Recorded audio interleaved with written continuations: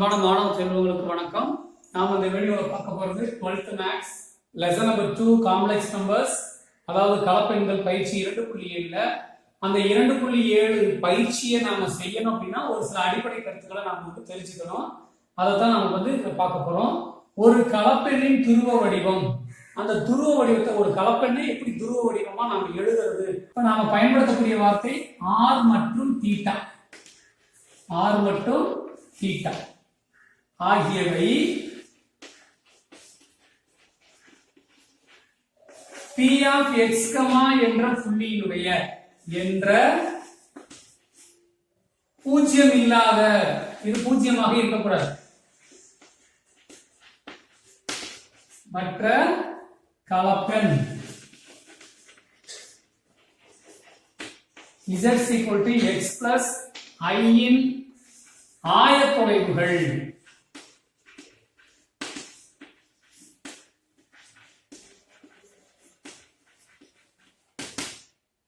எனில், அதாவது இந்த ஆரும் தீட்டாவும் P of x, y z is equal to x plus I ன்னு கலப்பெண்ணாக எழுதும்போது அதனுடைய ஆரும் தீட்டாவும் அதனுடைய ஆயத்தொலைவுகள். ஆயத்தொலைவுனா என்னது? மைய புள்ளியிலிருந்து அதனுடைய தொலைவுன்னு அர்த்தம். இப்ப பாருங்க, எனில் P of x, y இன்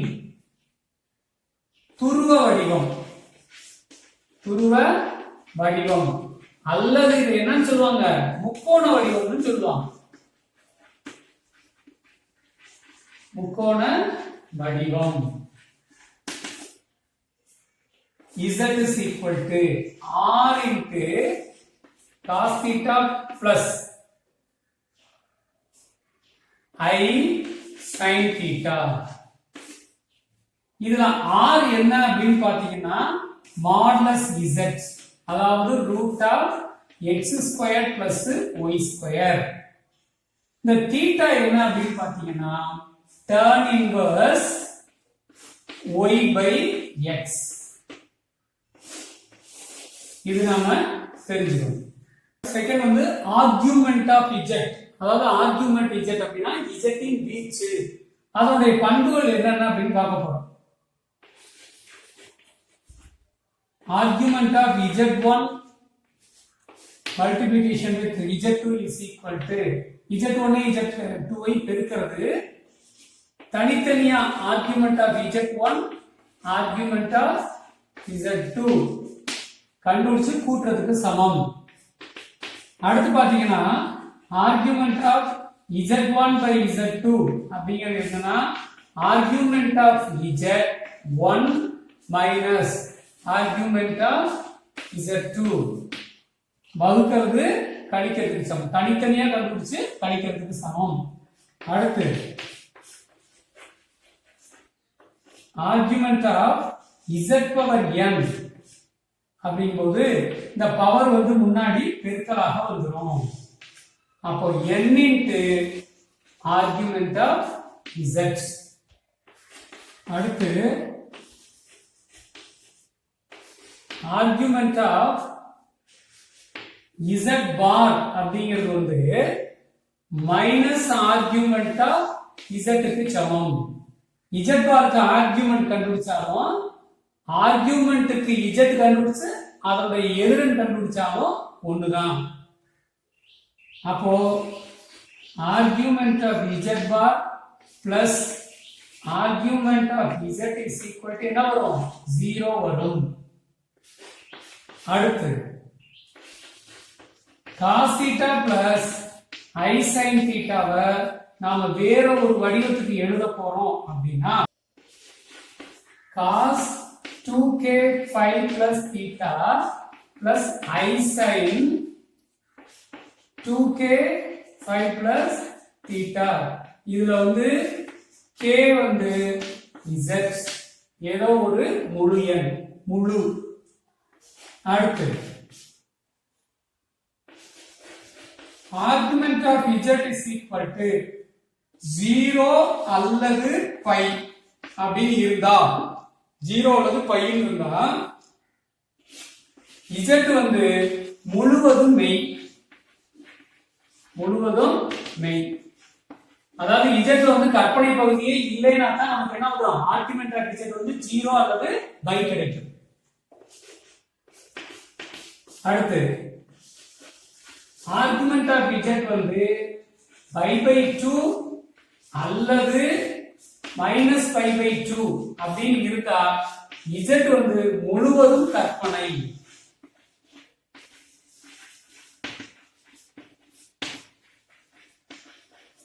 அப்ப மெய் பகுதியே இல்லைன்னு அர்த்தம்.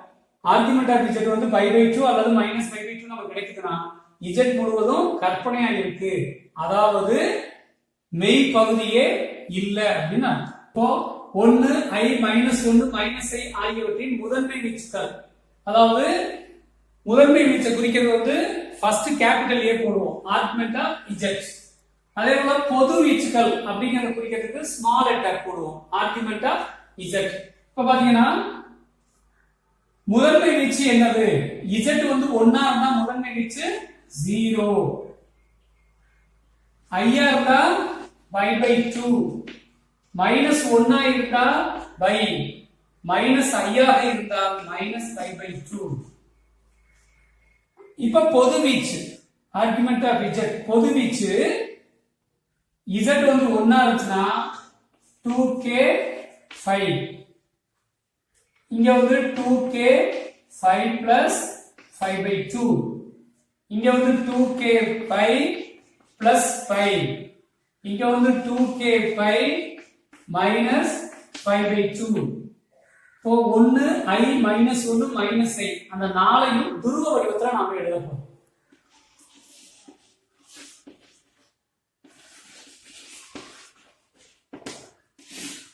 இப்போ 1 எப்படி எழுதலாம்னா cos 0 plus I sin 0.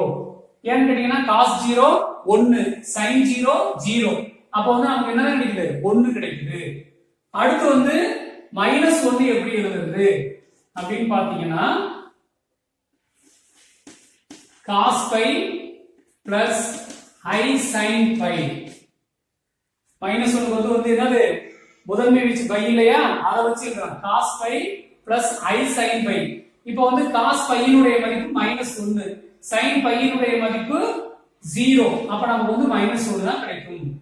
அடுத்து I க்கு எழுதப்போம். I னுடைய முதன்மை வீச்சு என்னது, π/2.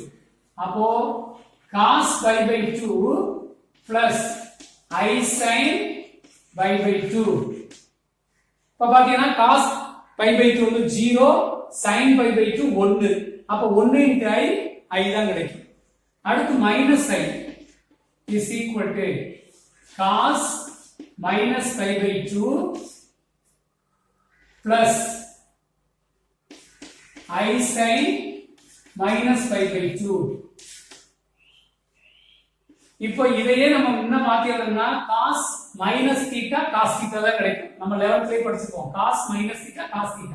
அப்ப cos π/2 minus sin π/2 minus sin π/2, அதாவது sin -θ minus sin θ. அப்ப இந்த மைனஸ் இங்க வந்துருது, I sin π/2. இப்ப பாத்தீங்கன்னா cos π/2 என்னது 0, sin π/2 என்னது 1. அப்ப 1 × I அப்ப -I. கலப்பெண்ணினுடைய ஆயிலர் வடிவம் அப்படின்னு பாத்தீங்கன்னா Z is equal to R cos θ plus I sin θ அப்படின்னு எழுதுவாங்க. இதையே நாம Z is equal to R e power I θ ன்னு சொல்லுவாங்க. இதான் வந்து ஆயிலருடைய வடிவம். இப்ப இதையே இன்வர்ஸ் கண்டுபிடிக்கிறோம்னு வச்சுக்கலாம். Z inverse is equal to 1/R cos θ minus I sin θ. இப்ப Z inverse நம்ம வந்து எப்படி எழுதலாம், 1/R e power minus I θ. இப்ப அடுத்து பாத்தீங்கன்னா இப்ப ரெண்டு கலப்பெண்கள் எடுத்துக்கிறோம். R1 cos θ1 plus I sin theta 1. இன்னொன்று வந்து Z2 is equal to R2 cos theta 2 plus I sin theta 2. இப்ப Z1ஐயும் Z2ஐ நாம் என்ன பண்ண போறோம்? பெருக்க போறோம். அப்ப என்ன கிடைக்கும்? R1 R2 into cos theta 1 plus theta 2 plus I sin theta 1 plus theta 2 அப்படின்னு கிடைக்கும். இப்ப Z1 by Z2 அப்படின்னு எடுத்துக்கிறோம்னா R1 by R2 cos theta 1 minus theta 2 plus I sin theta 1 minus theta 2 அப்படின்னு நமக்கு கிடைக்கும். இதையே வந்து இன்னொரு முறையில் எப்படி எழுதலாம்? Z1 வந்து நம்ம R e power I theta 1 எடுத்துக்கிறோம். அடுத்து Z2 வந்து என்ன எடுத்துக்கிறோம்? R1 R2 e power I theta 2 எடுத்துக்கிறோம். இப்போ Z1ஐயும் Z2ஐயும் பெருக்கிறது எப்படி பாத்தீங்கன்னா R1 R2 e power I theta 1 plus theta 2 அப்படின்னு எடுத்துக்கிறாங்க. அடுத்து வகுக்கிறது எப்படி? Z1 by Z2 அப்படின்னு எடுத்தீங்கன்னா R1 by R2 into e power I theta 1 minus theta 2 அப்படின்னு கிடைக்கும்.